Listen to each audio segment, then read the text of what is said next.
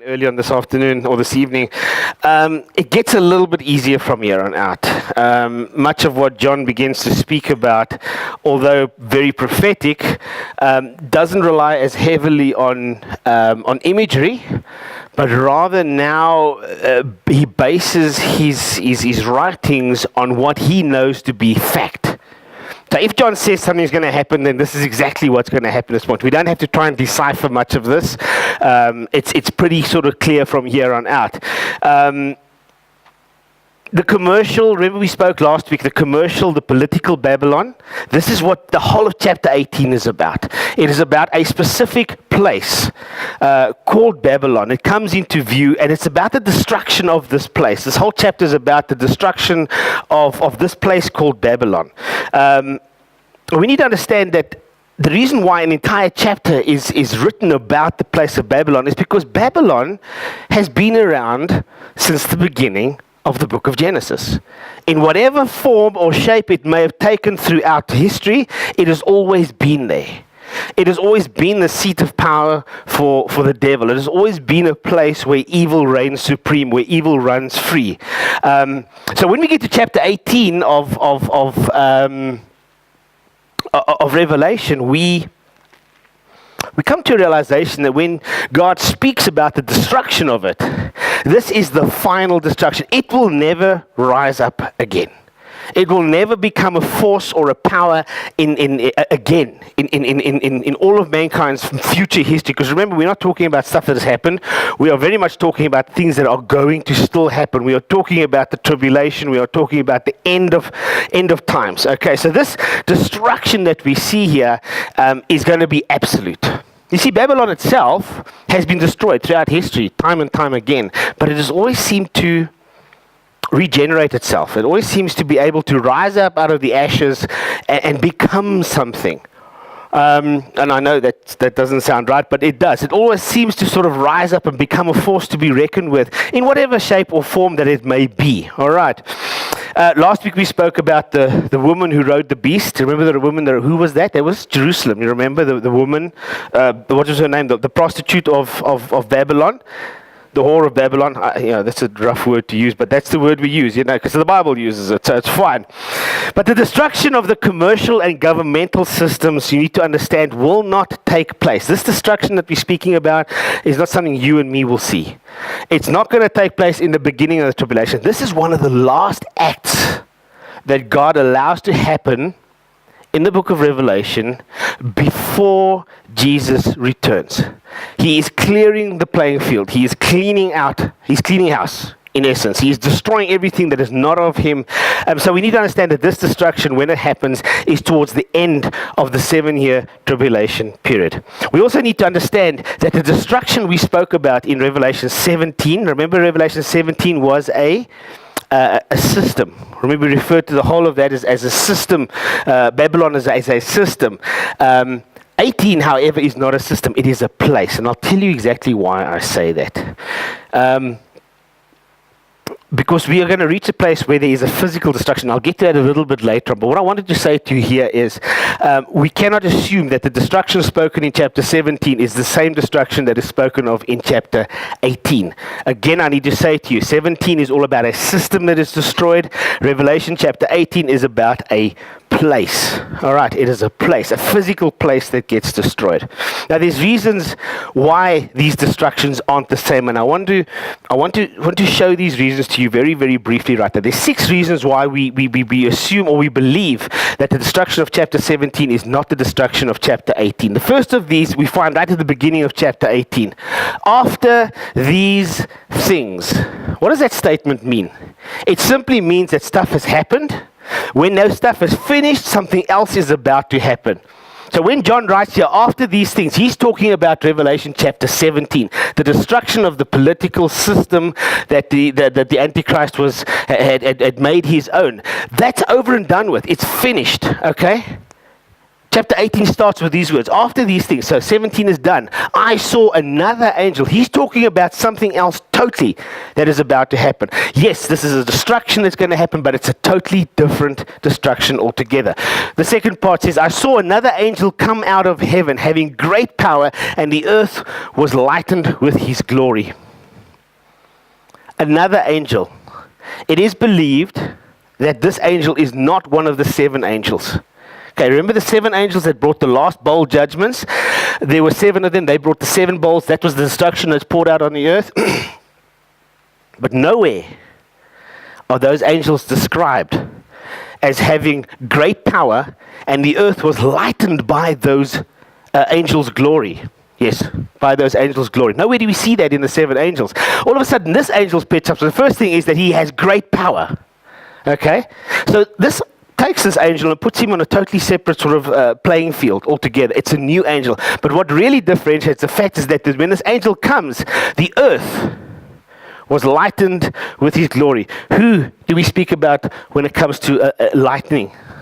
Jesus himself. The light of Christ. We're speaking of light. So this angel comes with the full authority. Not that the other angels didn't, but this angel comes with the full authority of Christ. And when he comes, the earth is lightened up by his presence. So that alone tells us or leads us to a place to believe that it is not the same as the 7 angels, but a separate angel altogether. Babylon, the prostitute of chapter 17. Remember chapter 17? She will be destroyed by who? The kings of the earth. Who are the kings of the earth? The rulers. Oh, that's my phone, I think. Yeah. Will be destroyed by the kings of the earth. These are the rulers. The Babylon of chapter 18. So 17. Just turn it off. Thanks, Jock.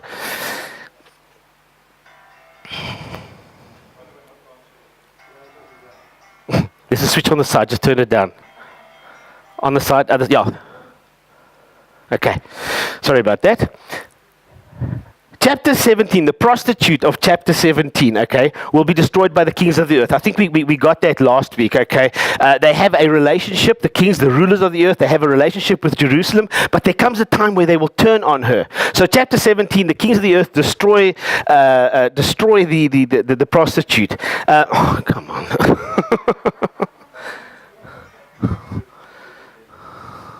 There's a... Let me just, sorry, it's going to annoy me if I don't do this. Is it off? It is my family. They know. All right. Chapter 18 is not a system that gets destroyed. It's not Jerusalem. It is a physical place. It is the city of Babylon that is destroyed. So we need to be very clear about this, because this sets up what the whole of chapter 18 is all about, okay?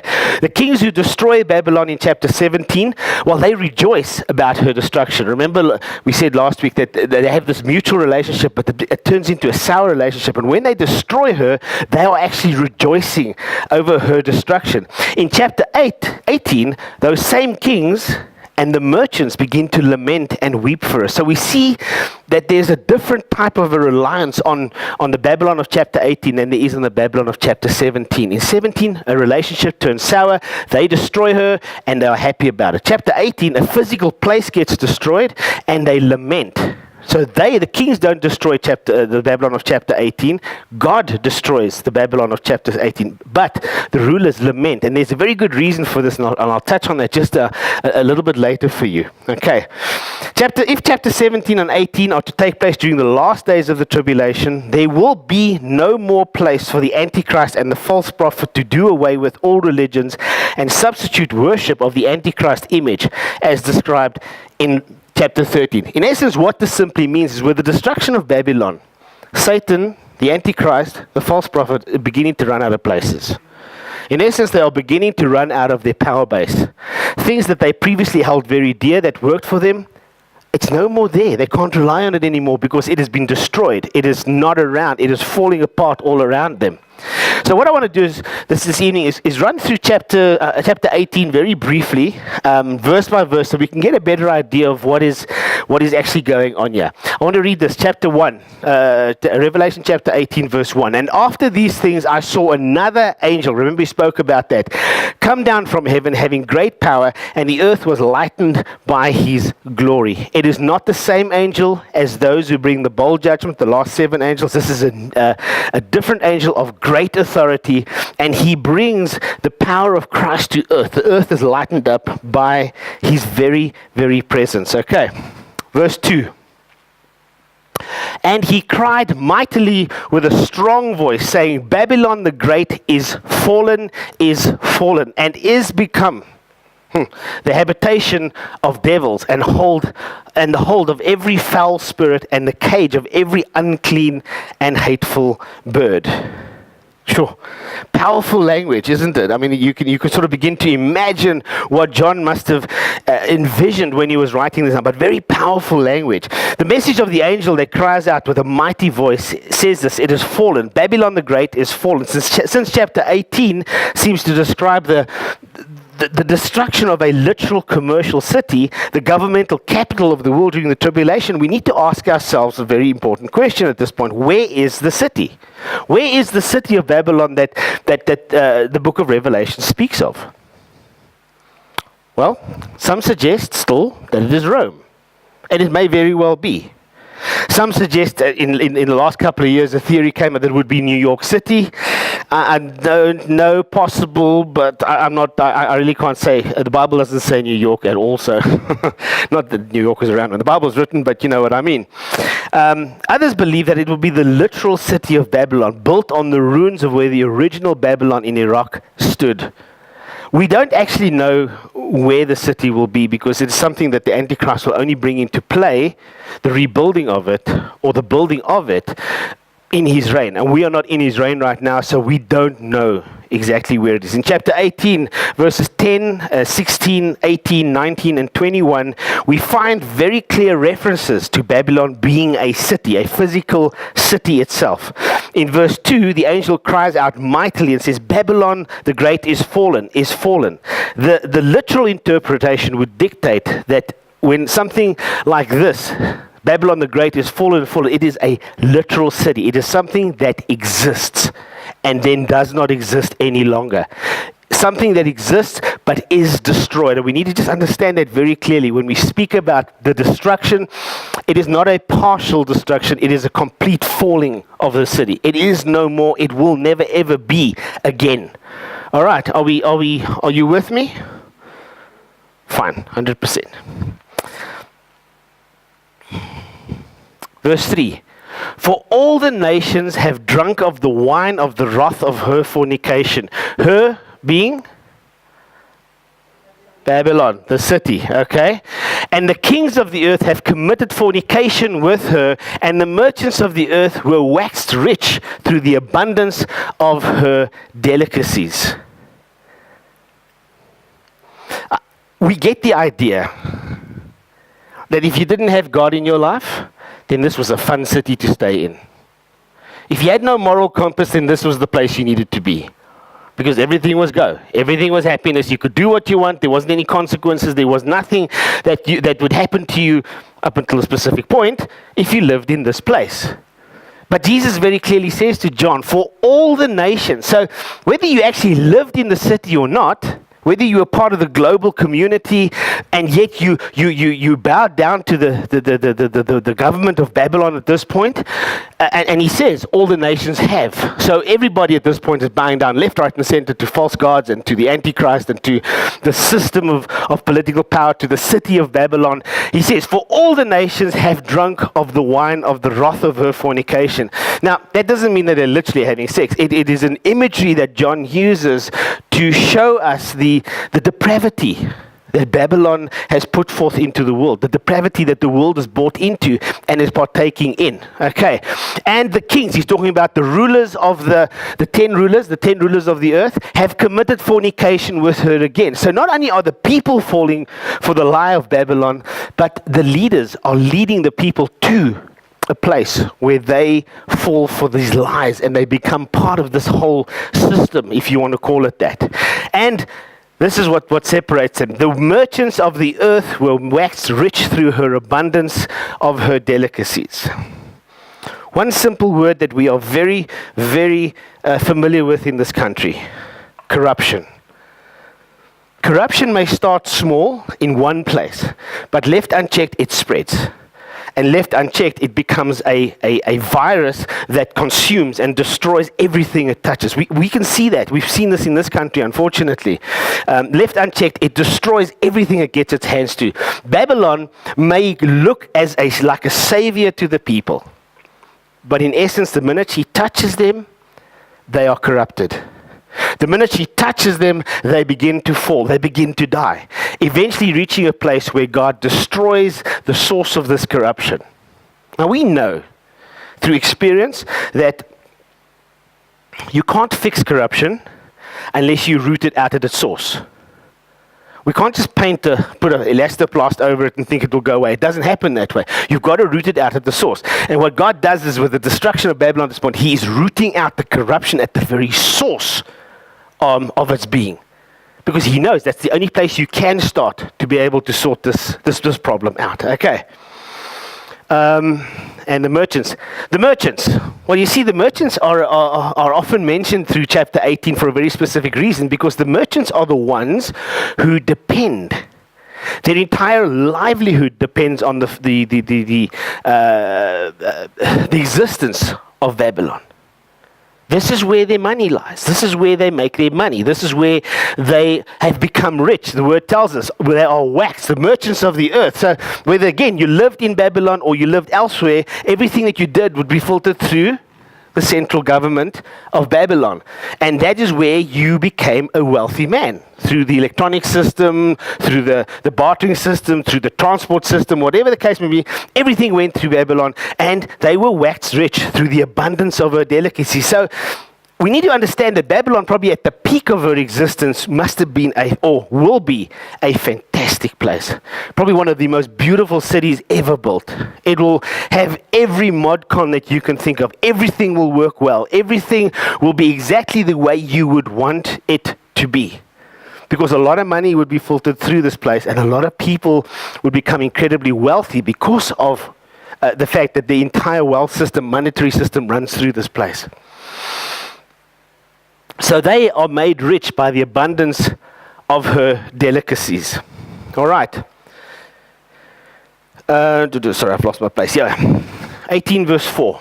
And I heard another voice from heaven, saying, come out of her, my people, that ye may not be partakers of her sins, and that ye receive not her plagues. I love the King James Version because it's the only version that can tell you to go to hell, that you look forward to the trip. This high English, I don't often use it, but when it comes to this, I just thought this was probably the nicest way that someone can put it. But I heard another voice come from heaven. Who do you think the voice is? Come on. What? Exactly. Thank you. Who else would tell him, come out, my people, come out of her? In other words, get out of Babylon. Something's coming. You don't want to be there when it happens. Come out of her, my people. It's God speaking to his people. Again, he is still, at this late point of history, he is still trying to draw people away from a corrupt, broken system and into a relationship, a warm, loving relationship with the Father. He's still trying to, he hasn't given up on them. In fact, I don't think God gives up on them until right there before the Battle of Armageddon starts. Because after that, it's history. But he's still bringing people, trying to bring people out of this corruption, this deception that has happened. Be ye not, or be you not, partakers of her sins. Don't partake in what the world is telling you to partake in. Don't do that. Because as much as you are gaining some sort of gain out of this, as much as you are finding a bit of peace and a bit of happiness in all of this destruction that's happening around here, you are a partaker of her sins. Now, God isn't going to get to heaven one day and say, well, okay, you people lived in Babylon. Okay, so you lot, well, you sinned a little bit, so go stand in the slightly shallower hell. No, he doesn't do that. It's the only way I can describe it to you. Okay, he says you are all partakers of her sin. No matter what the depth or the shallowness of that sin is, you are all partakers. So hence, therefore, I will judge you accordingly as a bunch. And that's what he does. And that's what he does. Remember the story of Jesus, the parable of the sheep and the goats? That's it. That's it. And ye will receive not in a place. In other words, get out of her, because if you haven't been plagued yet, you will be plagued very soon. And if it's not going to be a physical, earthly plague, the biggest plague is yet to come. Hell. And I think that's a nice way to describe it, because plague is torment, plague is pain, plague is suffering. Hell is all of that. So much more. Plus so much more, I would think. Okay. Any questions?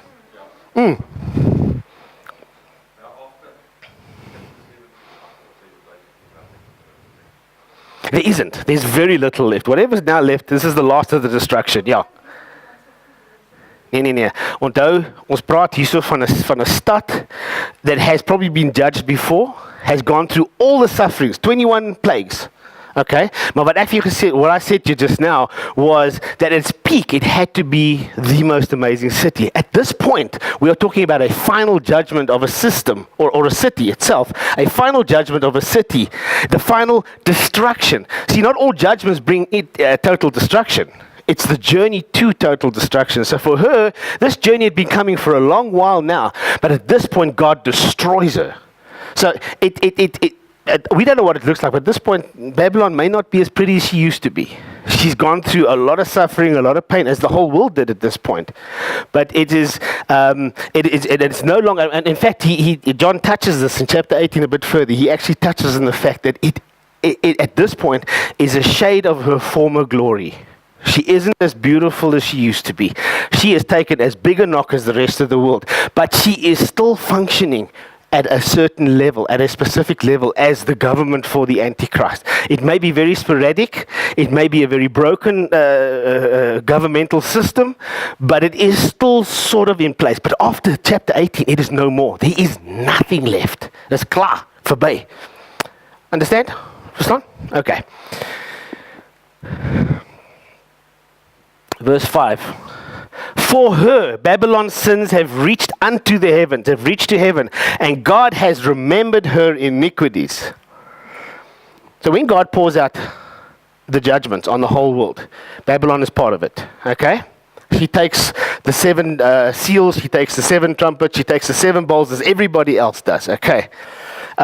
He is not specifically saying, well, there's 6 bowls for the rest of the world, and Babylon, you get your own bowl. He's not saying that at all. What he is saying is that I will judge the whole world through 21 of these judgments. I'm going to pour out my judgment on the whole world. And he does that without discrimination, without choice or anything. But in verse 5, he says this, for her sins have reached unto heaven. This city is so bad that now the specific sins of this city has reached God. And God has remembered all her iniquities. It's one of the few places in Scripture where God remembers a past sin. It's one of the only places, I think, in fact, where God remembers a past sin. Why? Because it is unrepented. You see, bingo, it is unrepented sin. If Babylon had turned halfway through the tribulation and said, Lord, we turn to you, we're sorry, this wouldn't have happened. Remember, God is a God of grace, eh? He is waiting to pour out his grace on it. He's not waiting to judge us. He doesn't want to judge us.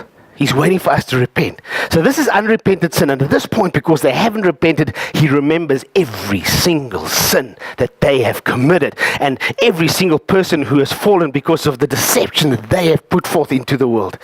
It's going to be a nasty place to be at this specific point in history. All right.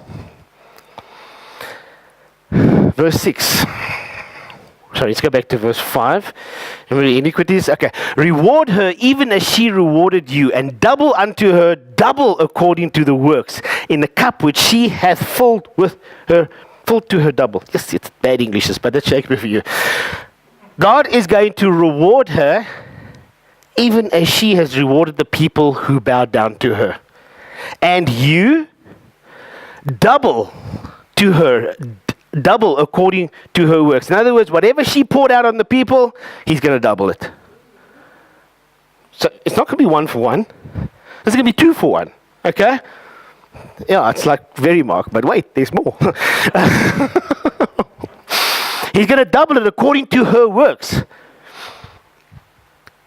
She's a corrupt system. Her works are not good. So whatever she has done over the period of her existence, God is going to double the destruction over her. So if poor father is here, he's going to get 1 dose of judgment. Because it's poor father, it's a small town. But Babylon just times it by 2. And he's going to pour out this wrath on the city. And it's going to utterly destroy this city. Which she hath filled to her double. Yes, it's bad English that. Okay, I think John was confused at this point too. How much has she has glorified herself and lived deliciously. I love that word.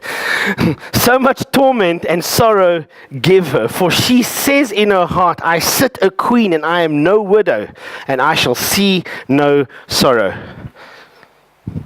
What emotion do you think is summed up in one word here? Pride. But there's something else that drives pride.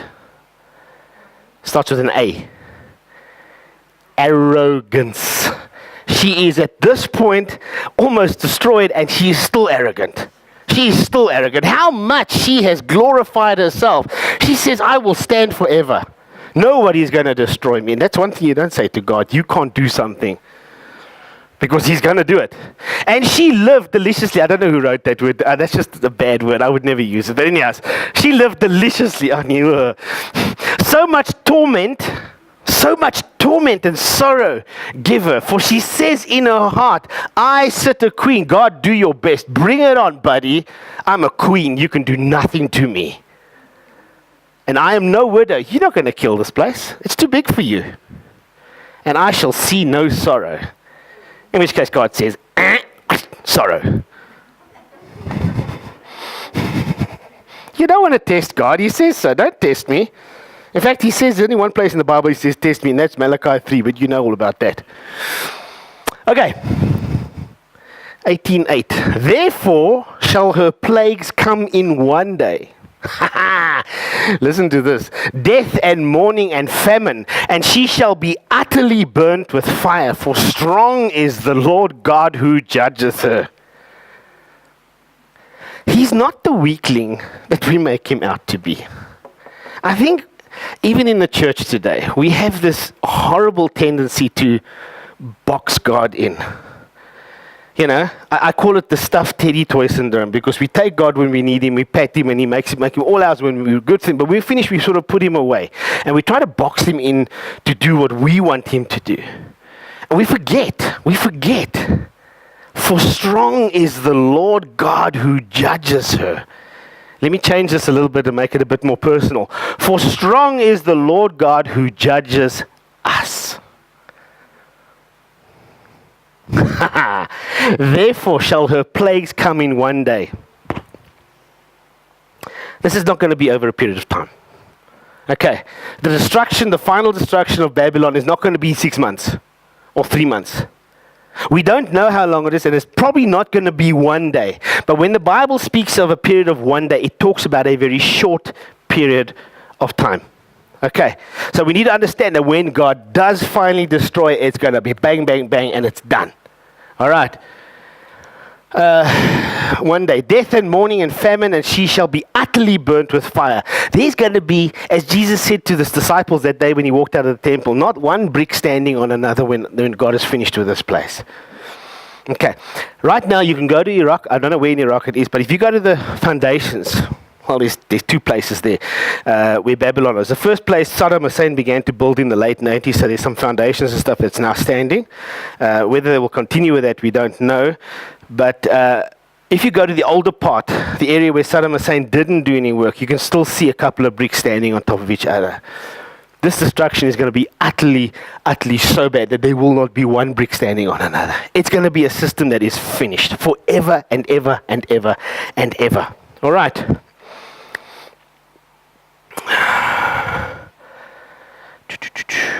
Okay. Chapter 9. Verse 9, sorry. And the kings of the earth who had committed fornication. He keeps coming back to this.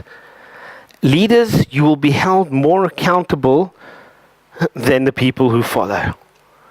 That's why even this leadership voting thing we're going to with the church for the next week, it's a big responsibility for those of you who've agreed to do it, because you, as I, will be held more accountable for what we do, because this is God's house. This is God's place, and He's putting us in charge of this to run this place for you. And if we don't do the right job, the good enough job, we will be held more accountable. So he comes back to this whole theme that the leaders, the kings of the earth, who have committed fornication and lived deliciously with her again, there's that word again, shall bewail her and lament for her. For when they say they shall see the smoke of her burning.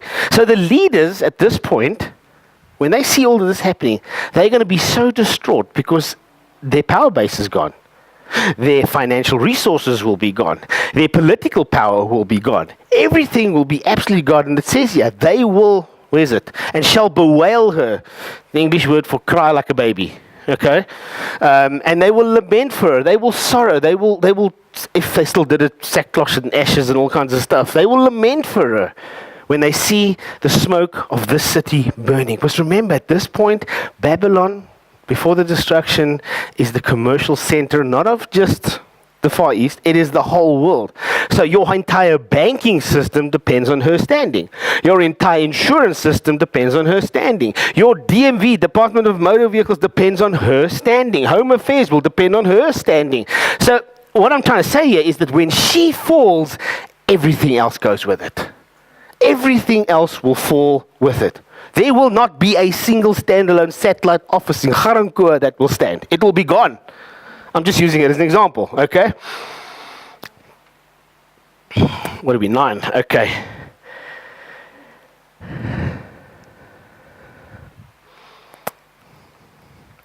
Standing afar off, and I love this because this is just again God's grace coming through in such a beautiful way.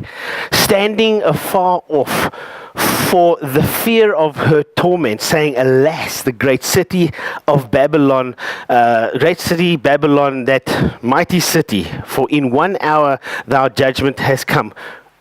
Who is standing far off? Come on, I told you about this. God's grace is still calling people out of the system. So obviously at this late stage, there are still people who turn to God. And they are standing away from the city when this destruction takes place. And it says here, standing afar off, those who believe in God at this specific point, for the fear of her torment. They don't want to be there when this happens, okay? Alas, alas, that great city Babylon, that mighty city, for in 1 hour thy judgment has come. They are standing on the outside and they are looking in. They are standing sanctified, redeemed, and forgiven, and they are looking in at the destruction of a city that they called home. Okay. And the merchants of the earth shall weep and mourn over her, for no man buyeth their merchandise any more. It could have said, for few men still buy what they have, but it doesn't. It says, no man buyeth their no man buys what they have to sell anymore, which means trade has ceased to exist. All right. So what I said to you, once it's destroyed, everything falls apart. This is the final destruction of everything. So no man buys, and they are not happy about it. Because for them, their entire wealth system was based in the existence of this city, Babylon. All right? You all with me so far? Cool. Let's have a look at what that wealth looks like.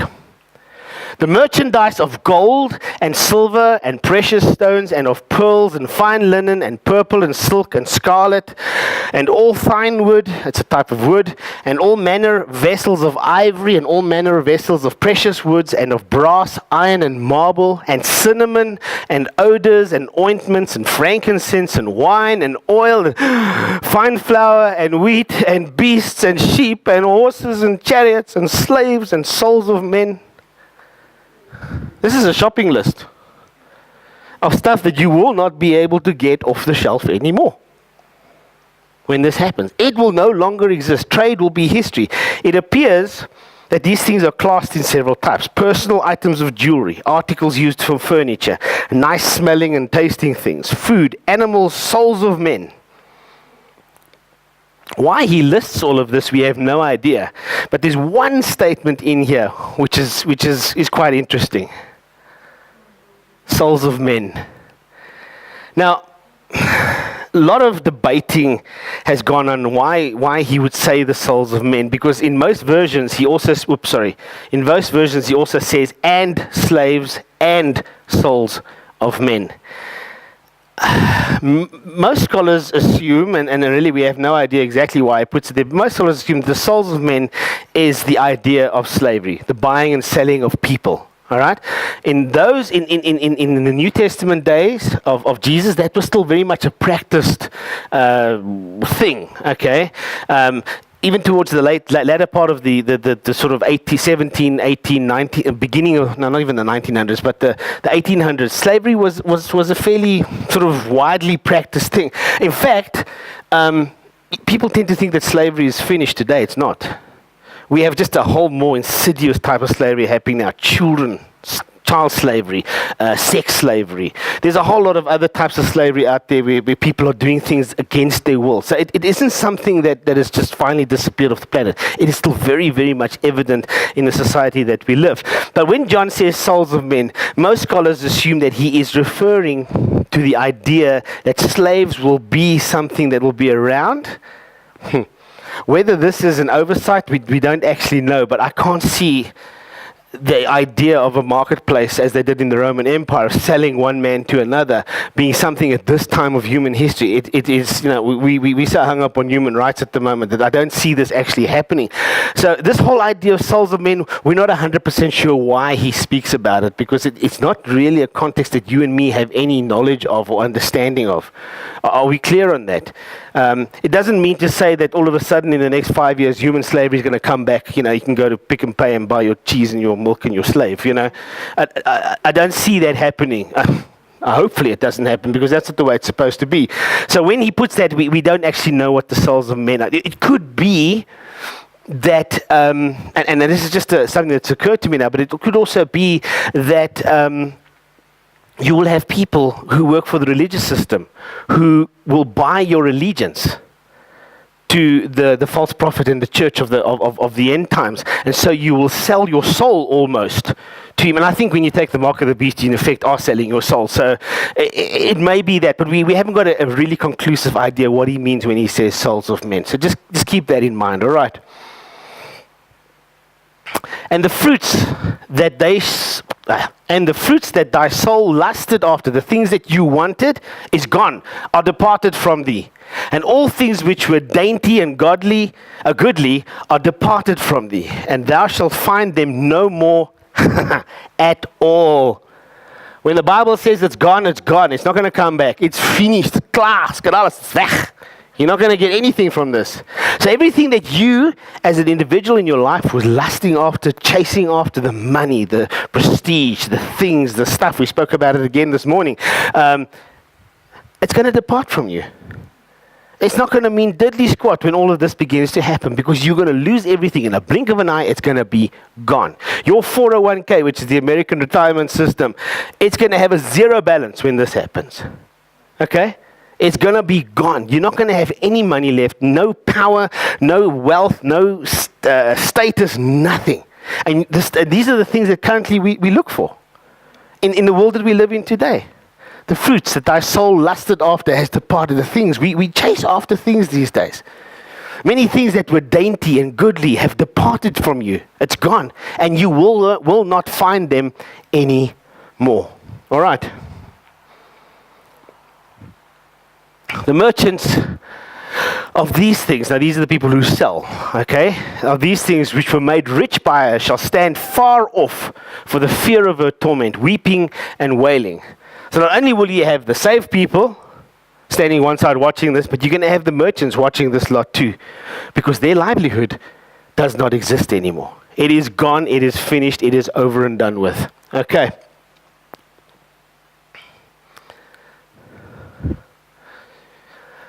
And saying, alas, alas, that that great city that was clothed in fine linen and purple and scarlet and decked with gold and precious stones and pearls. Again, a list of common stuff that people would look for but won't be able to find any longer. For in 1 hour, short period of time, not literally 1 hour, short period of time, so great riches is to come to naught. So in other words, in a very short period of time, huge amounts of money, huge amounts of wealth, prestige, status will simply come to nothing. It will disappear. And every shipmaster and all the company in ships and sailors and as many as trade by the sea stood far off. So people were watching this, watching their entire livelihood burn up in flames, watching the entire pagan economic system implode in a very short period of time. and cried. They cried when they saw the smoke of her burning, saying, "What city is like unto this great city?"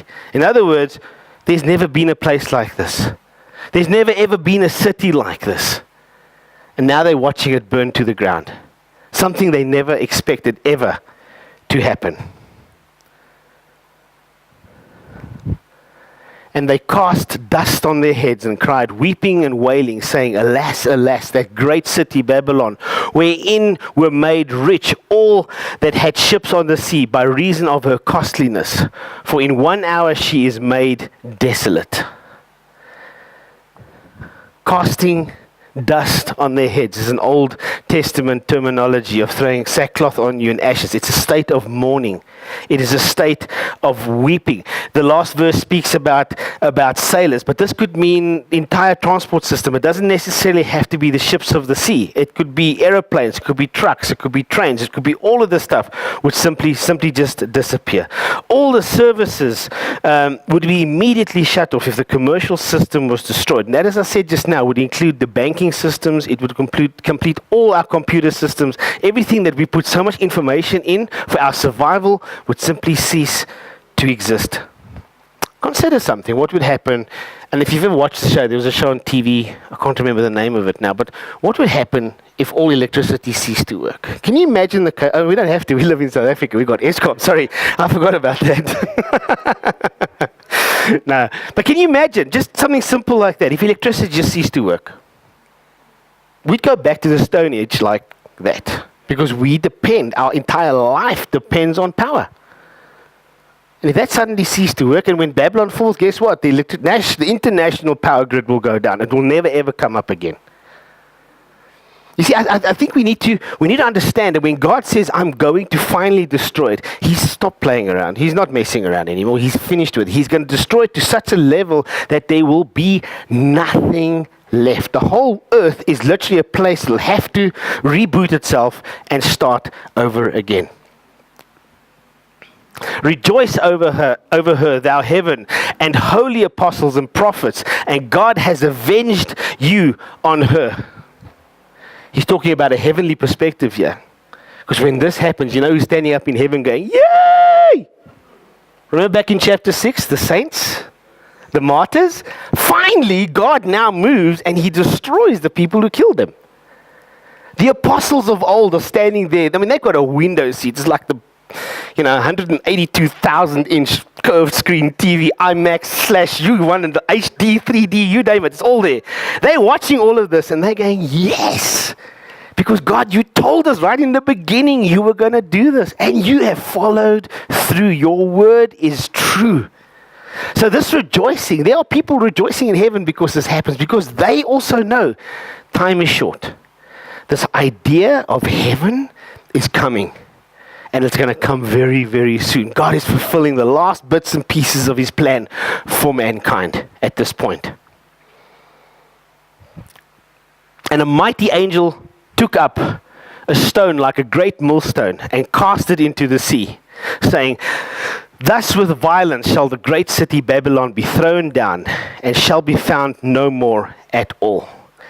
Again, what John was saying here is Babylon, in essence, is a city that God has taken and He's tied a millstone to its neck, and He's lifted it up and He's thrown it into the sea. It is finished. They cannot resurrect themselves from what is happening here. This is the final destruction. It is over and done with. They will not be at all ever again.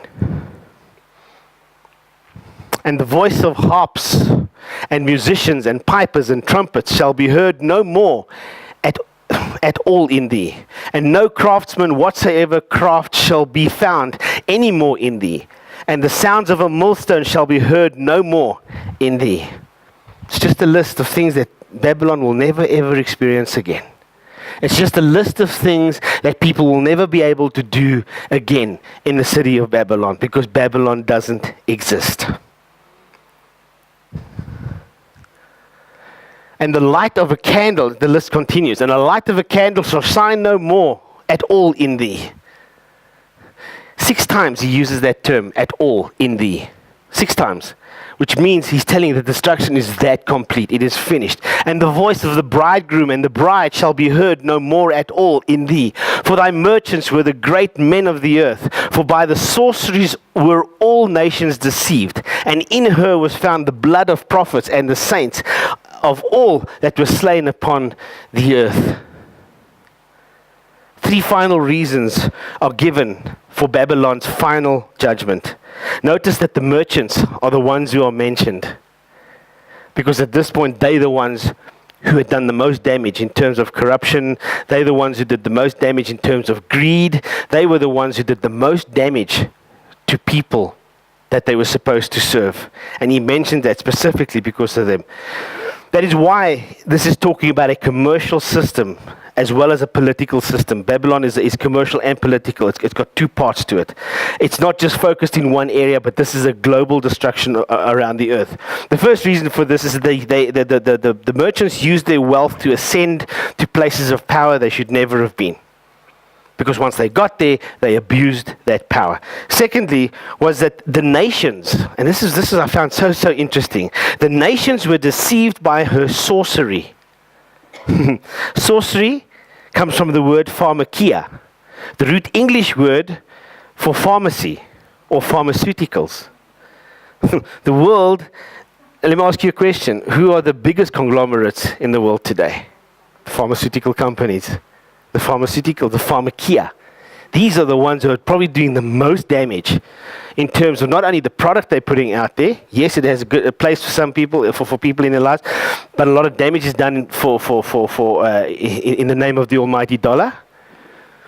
But they are also the greediest of the lot. Think about it. You go to the doctor, costs you 1,000 rand these days. 800 rand in medicines for flu medicine, which 5 years ago cost you $20.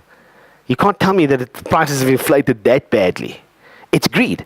So there's a reason why he speaks about sorceries in this place, because I think they're also going to be held accountable in a very, very clear way, in a very clear manner. Babylon's hold on the world will not entirely be a militarily hold. It will be an economic one. But, and this is something that we all forget about Babylon, as much as she's political and as much as she is financial, she is also based fully in the occult. Okay, we must never ever forget that. Babylon exists purely because of the occult. Okay, how do I know this? Well, Satan is the father of the occult. The Antichrist is the lapdog. And the false prophet is the Antichrist of the lapdog. These are all based very powerfully in the occult. Do you think it's a coincidence? And I get into my pet subject at the moment. But do you think it's coincidence that the occult is raising its presence in the world today? The way it is? It's becoming far more prolific now than it's ever been before. It's coming out of the closet, out of the crypt, out of the grave, wherever you want it's hiding. It's become every day. I went to Rage with my kids today. Rage is the gaming show here at what's the name? I've never been surrounded by so many virgins and nerds in one place, I can tell you. Because everybody's wearing costumes and, I don't know, grown men with beards and kids running around like Darth Vader with swords fighting. But I walked past there and I still said to Cons, look at this, my boy. And there was a wall of t-shirts with the Satan's cross on it and the Satan's star and the pentagram. And the kids were buying it. Hey, I like a t-shirt I'm going to wear at school tomorrow. You guys went to this fair at the Botanical Gardens? The New Age